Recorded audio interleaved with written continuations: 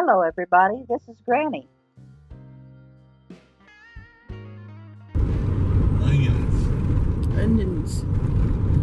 Lots and lots of Today I'm onions. taking you back to our trip to Moses Lake. Wow.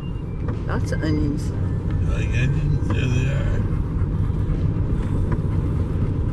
There are nearly 1 million acres of farmland in Grant County. About 75% of that is used for crops. The soil in this area is very fertile, but up until 1942 they lacked the ability to be able to have enough water. In 1942 is when they completed the Grand Coulee Dam. With the dam completed, the Columbia Basin Project began making canals and bringing the water to the farmers. Here we are at our destination. We're going to camp tonight on the O'Sullivan site, or what's locally called Medicare Beach. The water you see is the Potholes Reservoir, which also was not here until the dam was built. Yeah, oh, it's back I water. put in a picture here to try to explain what the area looks like. The lower half of the picture is the Moses Lake, and the large body of water at the top is the Potholes Reservoir.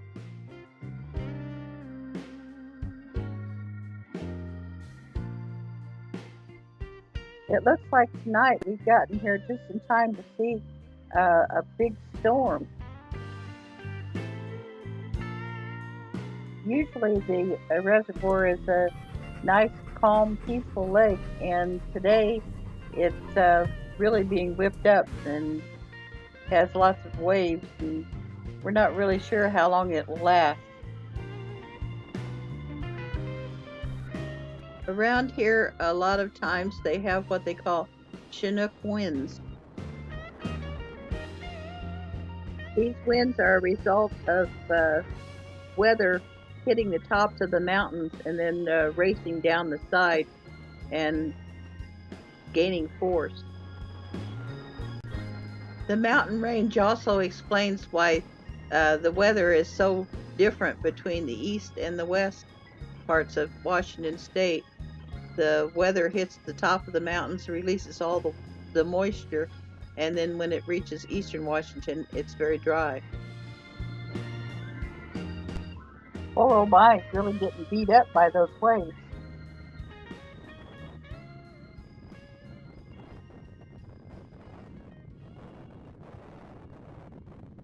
We're trying to call her back in, but she's pretty old and her hearing's not so good anymore.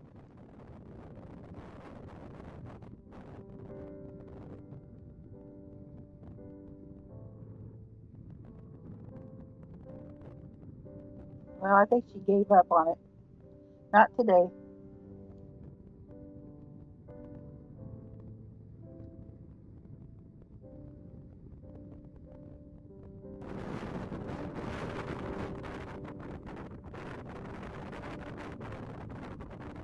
Even the seagulls are getting blown off course.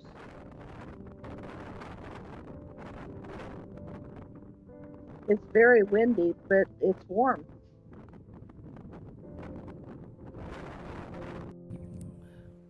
Well, after a restless night, we finally made it till morning. We're going to take off and get some breakfast and come back later. This is one of the vault toilets on this site, and they're usually very clean. The wind has died down and the water's calm. It's going to be a beautiful day.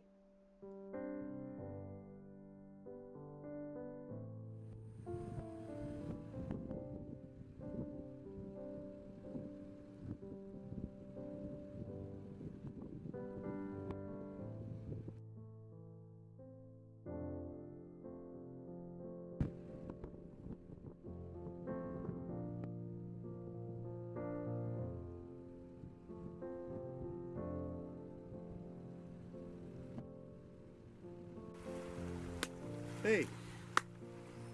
There was a large dead fish on the beach, and Twinkie figure kept out what that nosing is. around. We were trying to get her to stay away from it.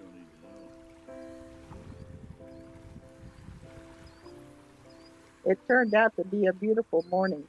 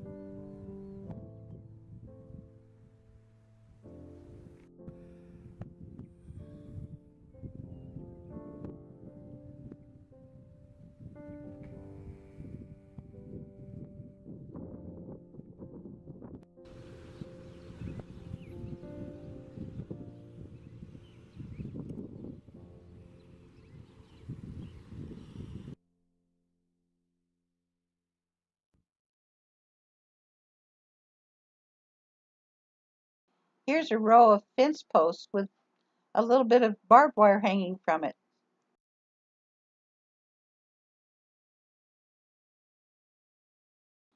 This looks like the remnants of a chimney. And here are some concrete slabs.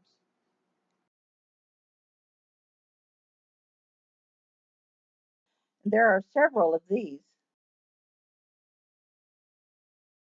Any ideas? If you know, share it in the comments, please.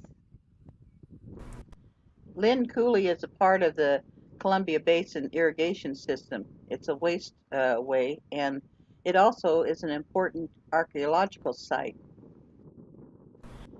In 1947, they discovered fragments of mastodon bones, and they also discovered tools that belonged to early humans. Here at the West Bridge site, there's a nice boat launch, a restroom, and a big parking lot where you can boondock if you'd like. Today I was just doing a little bit of bird watching. If you enjoy bird watching, the Columbia National Wildlife Refuge is quite near here, and it sits along an international migration route. So bird watching is lots of fun here. A field with crops as far as the eye can see is not unusual here either. The southeast corner of the state is where they grow a lot of grain, and miles of rolling hills of grain is a beautiful sight. I'll have to take you there someday.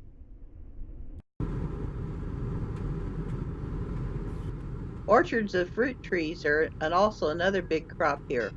Uh, just about every kind of fruit you can think of that grows on a tree will grow here in eastern Washington. The natural annual rainfall in this area is less than 10 inches, and so the irrigation system is crucial for the farmers. Here you can see one of the many canals as part of the Columbia Basin irrigation system.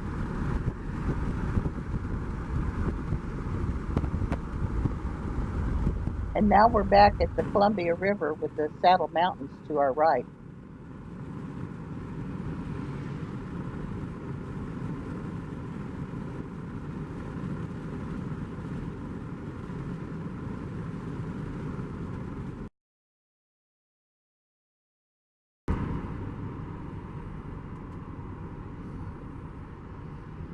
The original bridge at this point was built in 1927, but after the dam came, the level of the river rose and it was going to overwhelm the bridge.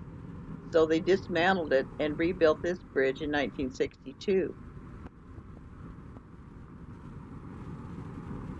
Prior to the bridges, the crossing was done by ferry.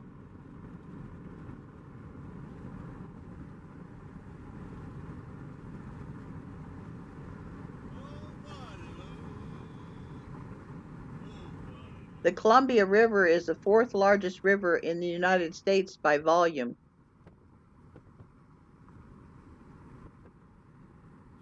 The river begins in British Columbia in Canada, and it enters Washington State and then travels down to the southern border where it forms part of the border between Washington State and Oregon and then empties into the Pacific Ocean. There are more than 60 dams on the Columbia River and its watershed, 11 of which are on the main river in Washington State. We like to stop here at the boat launch and let the dogs have a little time out of the car.